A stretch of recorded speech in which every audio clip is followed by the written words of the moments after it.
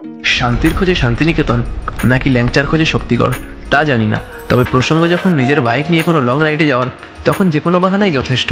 তাই সেই বাহানাতেই রাতের ঘুম নষ্ট করে সেদিন ভোররাতে বেরিয়ে পড়েছিলাম কলকাতা থেকে বোলপুর শান্তিনিকেতনের উদ্দেশ্যে। আর এইবারের রাইডটা আমার জীবনের এখনও পর্যন্ত সবথেকে লম্বা রাইড হতে চলেছিল, তাই জন্য মনের মধ্যে ছিল এক্সাইটমেন্টও যথেষ্ট। আজকের ভিডিওতে তোমাদের জন্য থাকছে কলকাতা থেকে বোলপুর শান্তিনিকেতন যাওয়ার গল্প, নিজের বাইক নিয়ে প্রথমবার দক্ষিণেশ্বর বালি ব্রিজ এবং NH-19 ওঠার গল্প, আর তার সাথে থাকছে শক্তিগড়ের ল্যাংচাক্ষর গল্প। তোমাদের কাছে একটা ছোট্ট অনুরোধ, ভিডিওটা তোমরা পুরোটা মন দিয়ে দেখো এবং যদি ভালো লেগে থাকে তাহলে আমার এই ছোট্ট চ্যানেলটিকে বড় করতে সাহায্য করো। চলো শুরু করা যাক। তো ফাইনালি বাড়ি থেকে বেরোলাম, একটু দেরি হয়ে গেল, মোটামুটি 4:10 মতো হয়ে গেছে। সায়েন্স সিটির কাছে মিট আপের টাইম ছিল 4:30, একটু দেরি হয়ে যাবে। মাঝরাতে ঘুম থেকে উঠে বেরোতে হবে বলে গতকাল রাত্রে 9টার সময় খেয়ে দিয়ে শুয়ে পড়েছিলাম, কিন্তু সত্যি বলতে আজকের এই জার্নিটার এক্সাইটমেন্ট এতটাই ছিল যে রাতে ভালো করে ঘুমোতেই পারিনি। আজকের আমাদের এই জার্নিতে আমরা রয়েছি টোটাল 5 জন, যার মধ্যে 2 জন জয়েন্ট করবে সায়েন্স সিটির কাছ থেকে এবং বাকি 2 জন জয়েন্ট করবে দক্ষিণেশ্বর বালি ব্রিজের কাছ থেকে। দেখতে পাচ্ছ সামনে চলে এসেছি মা ব্রিজের কাছাকাছি, কিন্তু যেহেতু মা ব্রিজ 6টার আগে বাইকারদের জন্য ওপেন নয়, তাই মাই ব্রিজ ধরে আমরা যাব না বা দ্বিতীয় হুগলি সেতুও আমরা নেবো না। আমরা নিউ টাউন হয়ে বেরিয়ে যাবো হচ্ছে বালি ব্রিজ ধরে। আর আমার বাড়ি থেকে মোটামুটি দেখাচ্ছিল 197 কিলোমিটার হবে বোলপুর শান্তিনিকেতন। তো আমি ট্রিপ 0 করে নিয়েছি আর টাইম লাগবে মোটামুটি দেখাচ্ছিল ওই 5 ঘন্টা মতো। কোনো তাড়াহুড়ো করবো না, একদম ধীরে সুস্থে যাবো, দেখা যাক চলো। তো ফাইনালি ঘড়িতে টাইম হয়ে গেছে 5:05 আর সায়েন্স সিটির কাছ থেকে আমরা বেরিয়ে পড়লাম 3 জনে। আকাশ আর আকাশের আর একটা ভাই আছে ডমিনার নিয়ে, পরিচয় পর্ব তোমাদের সাথে পরে করাচ্ছি। বালি ব্রিজের কাছে গিয়ে আরও 2 জনের সাথে মিট করবো, তখন তোমাদের সাথে পরিচয় করাচ্ছি।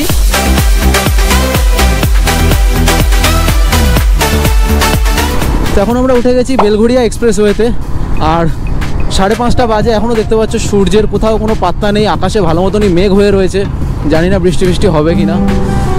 জীবনে যে কোনো কিছু যখন প্রথমবারের জন্য করা হয় তখন তার অনুভূতিটা সম্পূর্ণ আলাদা রকম হয়। আজকের আমিও নিজের বাইক নিয়ে প্রথমবারের জন্য এই বালি ব্রিজের উপরে উঠলাম। এখানে আফসোস শুধু একটা জিনিসেরই, আজকের আমার কাছে যদি একটা ড্রোন থাকতো তাহলে আমি একই ফ্রেমে তোমাদের দক্ষিণেশ্বরের কালী মন্দির, গঙ্গা এবং এই বালি ব্রিজের ভিউ একই সাথে তোমাদের দেখাতে পারতাম। তবে আশা করছি আমার সেই ইচ্ছেও একদিন না একদিন পূরণ হবে, যদি তোমরা পাশে থাকো, যদি তোমরা সঙ্গে থাকো।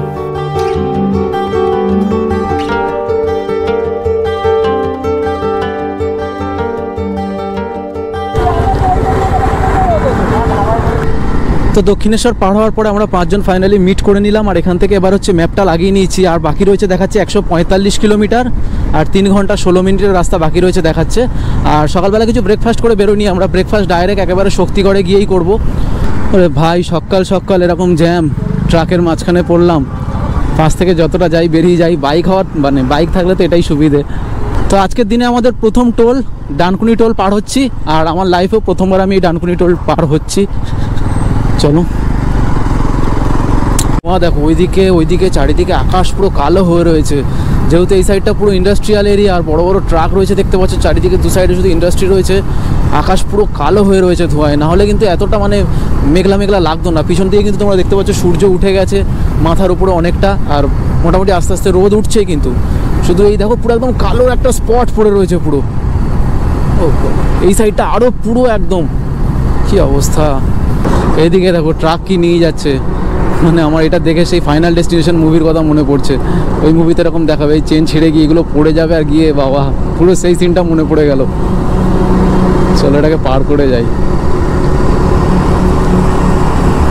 দেখো এখানে সিনারিওটা একবার দেখো, এইদিকে ডান দিকে একটা ট্রাক, এইদিকে পর মাঝখান থেকে আমরা 3টে বাইক। তো যেটা বলছিলাম জাভা 42 সিট একদমই মানে পুরো নেগেটিভ, এখানটায় আমি রিভিউ দেবো। হ্যাঁ নিজের বাইক হলে কি হবে, সিটটাকে মডিফাই করাতে হবে। তো ধীরে সুস্থে এক করে হবে ভাই, তাড়াহুড়ো করে লাভ নেই, এখনও অনেক কিছু বাকি। একটা প্রপার রাইডিং সেট আপ বানাতে গেলে এখনও অনেক কিছু বাকি। এই মাসে আমি একটা ব্যাটারি নিলাম এক্সট্রা, সামনের মাসে একটা চার্জার নিতে হবে, তারপর তোমার এখনও তো জ্যাকেট, রাইডিং প্যান্ট, হেনা অনেক কিছু বাকি। বাইকটাকেও এখন মডিফাইড করা বাকি। হাইওয়েতে চালানোর জন্য তো ঠিক আছে, কিন্তু যখন কোনো মানে পাহাড়ি এরিয়ায় হেলি রোডে যাব তার জন্য আমাকে এখানটায় মানে ক্র্যাশ গার্ড লাগাতে হবে। এটা তো নর্মাল লেগ গার্ড রয়েছে দেখতে পাচ্ছ।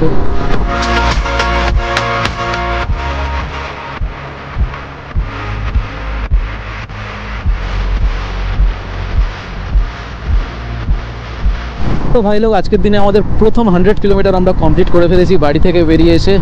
আর শক্তিগড় এখনও মোটামুটি এখান থেকে বাকি রয়েছে 32 কিলোমিটার। শক্তিগড়ে গিয়ে আমরা ওখানটায় ফার্স্ট ব্রেক নেবো, ব্রেকফাস্ট করবো। 32 কিলোমিটার বাকি রয়েছে আর দেখাচ্ছে 36 মিনিট লাগবে। তবে এই NH-19 একটা জিনিস যেটা বুঝতে পারছি, পরপর মানে প্রতি 2-3 কিলোমিটার অন্তর অন্তর কিন্তু একটা করে পেট্রোল পাম্প রয়েছে। ফুয়েল নিয়ে কোনো টেনশন নেই। তো আমি যেহেতু বাড়ি থেকে কালকে ফুয়েল আপ ফুল করিয়ে নিয়েছিলাম, আমার তো কোনো টেনশন নেই। ওহো, তোমাদের তো বলতেই ভুলে গিয়েছি আজকের আমাদের সঙ্গে কি কি বাইক যাচ্ছে। আমার বাইক রয়েছে জাভা 42, যেটা তোমরা সকলেই জানো, আর তার সাথে রয়েছে হন্ডার CB 125, আর একটা রয়েছে ডমিনার 400, যেটা তোমরা আমার সামনেই দেখতে পাচ্ছ। আর সত্যি বলতে লোভ কিনা জানি না, একটা হাই সিসির বাইক দেখে সেটা চালানোর জন্য মন খুবই ছটফট করছিল। অমনি ঠিক করে ফেললাম, হাতে আরও একটা দিন সময় রয়েছে, অবশ্যই চালিয়ে দেখবো। আর সত্যি বলতে জাভা 42 ডুয়াল সাইলেন্সার থাকতে পারে, কিন্তু যেই আমি এই ডমিনার 400-এর সামনাসামনি আসছি, জাভা 42 সাউন্ড একদমই শোনা যাচ্ছে না। ডমিনার 400-এর স্টক সাইলেন্সারের সাউন্ডটা জাস্ট মারাত্মক। তো এই NH-19 এসে একটা জিনিস যেটা নোটিস করলাম, যে মোটামুটি যখন থেকে NH-19-এ উঠেছি সেই থেকেই দেখছি এই রাস্তায় বাইকার বা এমনি প্রাইভেট কার, পার্সোনাল কার কিন্তু খুবই কম, 4 হুইলার বলতে গেলে। এখানটায় মেনলি দেখে যাচ্ছি শুধু এই ট্রাক আর এই মানে ফুয়েল ট্যাঙ্কের যে ট্রাকগুলো হোক বা নর্মাল ট্রাক হোক, কিন্তু নর্মালি কোনো রকম 4 হুইলার, চাহে সেটা পার্সোনাল হোক বা কমার্শিয়াল হোক, সেগুলো কিন্তু একদমই দেখতে পাচ্ছি না। ট্রাক আর ট্রাক ভর্তি শুধু। তো ফাইনালি একটা 6 লেন হাইওয়ে পেলাম, দেখো। আর রাস্তাটা দেখো, মনে হয় সদ্য কয়েকদিন আগেই হয়েছে, পুরো মানে এখনও পুরোপুরি কালো হয়ে রয়েছে রাস্তার পিচগুলো। আর দু সাইডে কিন্তু পুরো ধান ক্ষেত, একদম সবুজ আর সবুজ। আর এখান থেকে শক্তিগড় বাকি রয়েছে 13 কিলোমিটার। বাবা, হাইট দেখেছো ওই ট্যাঙ্কারটা, কি উঁচু।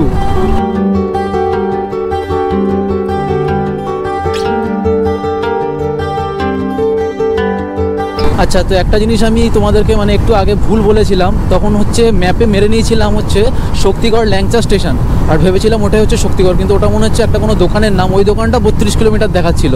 আর এখন কিন্তু এখানটা দেখতে পাচ্ছ এই যে লাল লাল বোর্ডগুলো রয়েছে, এগুলো কিন্তু সব ল্যাংচা কুঠি বলে একটা দোকানের অ্যারো দেওয়া রয়েছে। সম্ভবত তার মানে আমরা শক্তিগড়ে ঢুকে গিয়েছি, আর এখান থেকে ল্যাংচার দোকানগুলো পরপর শুরু হচ্ছে, সেই জন্য এখানটায় বোর্ডগুলো দেওয়া রয়েছে। আর আমরা যে দোকানটা মেরে নিয়েছিলাম সেটা ডাইরেক্ট শক্তিগড় ল্যাংচা স্টেশন। এই হচ্ছে ল্যাংচা কুঠি দেখতে পাচ্ছ, যেটা এখানটায় তোমাদের অ্যারো দেওয়া রয়েছে, এখানটায় ল্যাংচা কুঠি। আর আমরা ডাইরেক্ট শক্তিগড় ল্যাংচা স্টেশন দোকানটাতেই যাব। তো ম্যাপে শক্তিগড় ল্যাংচা স্টেশন যে দোকানটা মারা ছিল, সেই দোকানটা হচ্ছে রাস্তার ওই ফুটে। আর আমাদেরকে ম্যাপ দেখাচ্ছিলামভাবে গিয়ে ঘুরে আসতে হবে, মানে আমরা তখন বুঝতে পারিনি, দোকানটা জানতাম এই সাইডেই পড়বে, কিন্তু এখন দেখছি রাস্তার অপোজিট সাইডে আমরা পার করে চলে এলাম। তো এখন আমাদেরকে আবার ইউটার্ন মেরে যেতে হবে, তারপর পাবো। তো এখান থেকে দেখতে পাচ্ছ এই ইউটার্ন নিয়ে নিচ্ছি। তো অবশেষে আমরা এসে পৌঁছালাম যেখান থেকে ব্রেকফাস্ট করব বলে ঠিক করে রেখেছিলাম, শক্তিগড়ের সুবিখ্যাত ল্যাংচা স্টেশন। তো এখান থেকে আর বোলপুর বাকি রয়েছে 66 কিলোমিটার, আর এখন ঘড়িতে বাজে হচ্ছে 7:40। আর এই হচ্ছে দেখতে পাচ্ছ ল্যাংচা স্টেশন দোকান। তো আমাদের ব্রেকফাস্ট চলে এসেছে, দেখতে পাচ্ছ। এখন ব্রেকফাস্ট করে নেবো। তার আগে সবার সাথে তোমাদের একবার ইন্ট্রোডিউস করিয়ে দিই। তো আকাশকে তো তোমরা চেনো, অনেক ভিডিওতে দেখেছো। আর এই হচ্ছে আকাশের বন্ধু সুরজিৎ, আর দুলাল খিরায় গেছিলো যখন গেছিলো, আর এই হচ্ছে সৌগত। তো এই টোটাল 5 জন আজকে আমরা যাচ্ছি। তো চলে হচ্ছে আমাদের ব্রেকফাস্ট চলে এসেছে, দেখতে পাচ্ছি। তো ভিতর থেকে পুরি আর ছোলার ডাল খাওয়া হয়ে গেছে। এখন হচ্ছে শক্তিগড়ের মানে স্পেশাল যেটা ল্যাংচা, এই ল্যাংচা আবার খেয়ে দেখবো। দেখতে পাচ্ছ সাইজ দেখো, 20 টাকা করে পিস এগুলো। হ্যাঁ, আর গরম রয়েছে একদম, খেয়ে দেখি। ল্যাংচা মানে শক্তিগড় নাকি শক্তিগড় মানে ল্যাংচা? তা জানি না, এসে যখন খেয়ে দেখছি ব্যাস, সেই টেস্ট সেই। তো ভাই ব্রেকফাস্ট করা হয়ে গেল, এবার এখান থেকে বেরিয়ে যাব। ব্রেকফাস্ট করে নিয়ে ঘড়িতে সময় 8:25 দেখে আমরা রওনা দিলাম আবার বোলপুরের উদ্দেশ্যে। সকালবেলার আকাশটা দেখে মনে হয়েছিল হয়তো সূর্য উঠবে না, তাই অতটা গরমও লাগবে না, কিন্তু যত বেলা বাড়ছে আস্তে আস্তে রোদের তেজও বাড়তে থাকছে। গুগল ম্যাপ বলছে বোলপুর বাকি রয়েছে আর 62 কিলোমিটার, আর সময় লাগবে 1 ঘন্টা 26 মিনিট। এই সোজা রাস্তা দুর্গাপুর চলে যাচ্ছে, আর ওই রাস্তাটা কিন্তু সোজা বর্ধমান বেরোচ্ছে, ওখানটা অ্যারো দেওয়া রয়েছে দেখো।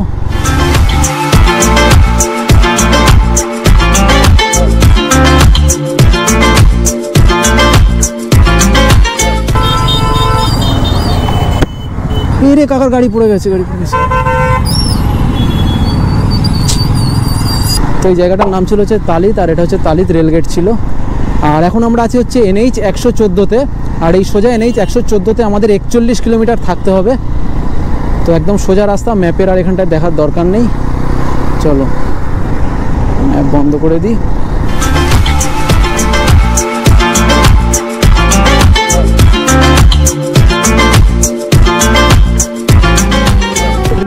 দু সাইডে ধান ক্ষেত আর মাঝখান থেকে চওড়া রাস্তা, মাঝে মাঝে এত সুন্দর সুন্দর এরকম সিনারি আসছে যেগুলো জানি না তোমরা ক্যামেরায় কতটা অনুভব করতে পারছো।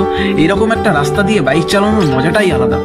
থেকে দেখতে পাচ্ছ Bolpur 24 kilometre, Tarapith 83 kilometre, Morgram 105 kilometre, আর এটা হচ্ছে NH2B। এই জায়গাটার নাম হচ্ছে Ayush Gram, I love Ayush Gram. Okay, বাবারে বাবারে কী পরিমাণ অফরোডিং এখানটায়। রাস্তার কাজ চলছে দেখতে পাচ্ছ, উপর থেকে ব্রিজটা নামছে আর রাস্তার কাজ চলছে আর ফুল অফরোডিং হয়ে গেছে এই জায়গাটা। তো বোলপুরের কাছাকাছি আমরা চলে এসেছি, আর এই যে রাস্তাগুলো দেখালাম তোমাদের এক্ষুনি অফরোডিং গেল বা এই যে ব্রিজ চলছে, এই জায়গাগুলো দেখে না মানে খুব চেনা চেনা লাগছে। পুরোনো দিনের কথা কিছু মনে পড়ে গেল। প্রায় আজ থেকে 6-7 বছর আগে হবে সম্ভবত। আমি সেই সময় মেডিসিন লাইনে কাজ করতাম, আর তখন হচ্ছে একটা বন্ধুর সাথে আমি বোলপুরে 2-3 বার এসেছিলাম কাজের জন্য, বাইক নিয়ে না, তখন ট্রেনে করে এসেছিলাম। তো এইসব রাস্তাঘাটগুলো খুব চেনা চেনা লাগলো, হঠাৎ মনে পড়ে গেল সেই দিনগুলো। মনে হচ্ছে এইসব রাস্তাঘাটগুলো এসেছিলাম তখন। সামনে কাজ হচ্ছে। ভাই নদীটা কি নদী? অজয় নদী। তো এখন আমরা এই যে ব্রিজটা পার হচ্ছি, এটা হচ্ছে অজয় নদীর উপরে ব্রিজ। আর নদীতে দেখো এক ফোঁটা জল নেই, পুরো শুকিয়ে রয়েছে, চারিদিকে শুকিয়ে রয়েছে। ওপার হচ্ছে রেল ব্রিজ রয়েছে, আর এপার হচ্ছে গাড়ি যাতায়াত করার ব্রিজ রয়েছে। ভালোই লম্বা আছে কিন্তু ব্রিজটা। জল নেই নদীতে ঠিক, কিন্তু বেশ নদীটা ভালোই চওড়া। হাইওয়ে ছেড়ে দিয়ে এবার আমরা একটা ভিতরের রাস্তায় ঢুকে পড়লাম। বাড়ি থেকে যেহেতু আসার আগেই আমাদের হোমস্টে বুক করা ছিল, তাই প্ল্যান কিছুটা এরকম রয়েছে। এখন সবার আগে আমরা গিয়ে হোমস্টেতে উঠবো এবং ব্যাগপত্র রেখে দিয়ে কিছুটা ফ্রেশ হয়ে নেবো। তারপর বেরিয়ে আমরা আশেপাশে যা যা সাইট সিন রয়েছে বা যা যা ঘুরে দেখার জায়গা রয়েছে সেগুলো কভার করব। আর আজকের যেহেতু শনিবার দিনই সোনাঝুরির সব থেকে বড় হাট বসে, তাই আজকের আমরা সোনাঝুরির হাট এবং বিশ্বভারতীর আশেপাশের কিছু জায়গাগুলো ঘুরে দেখব এবং বাকি জায়গাগুলো ঘুরে দেখব পরের দিন অর্থাৎ রবিবার। এই বাঁদিকে দেখতে পাচ্ছ এই হচ্ছে বোলপুর রেল স্টেশন, বোলপুর শান্তিনিকেতন, 3টে ল্যাঙ্গুয়েজেই লেখা। ঘড়িতে টাইম এখন 11টা বেজে 48 মিনিট, আর আমরা ফাইনালি এসে পৌঁছে গেছি আমাদের আজকের যে হোমস্টে নেওয়া ছিল, যেটা হচ্ছে শান্তিনিকেতন হোমস্টে বিচিত্রিতা। ডিসপ্লেতে বা ডিসক্রিপশন বক্সে ডিটেলস দেওয়া থাকবে। বাকি আমি তোমাদের একটা ছোট্ট করে হোমস্টে ট্যুর দিয়ে দিচ্ছি, তোমরা দেখে নাও। এই হচ্ছে হোমস্টের ভিতরটা, এই দেখতে পাচ্ছ, দারুণ, বেশ মানে ভাইবটাই অন্যরকম। আর আমাদের এই 4 বেডের রুম দিয়েছে, যেটা আমরা টোটাল 5 জন এসেছি, একটা রুমে আমরা অ্যাডজাস্ট করে নিয়েছি। একটু আমাদের চেনা জানার মধ্যে রয়েছে। বাকি তোমরা যদি আসো এই ঘরটার জন্য ভাড়া মোটামুটি 2500 টাকা মতো পড়বে। আর এই হচ্ছে দেখতে পাচ্ছ বাথরুম এখানটায় রয়েছে, এখানে একটা তোমাদের ছোট্ট বেসিন দেখতে পাচ্ছ, আর এই এসিও রয়েছে রুমটাতে।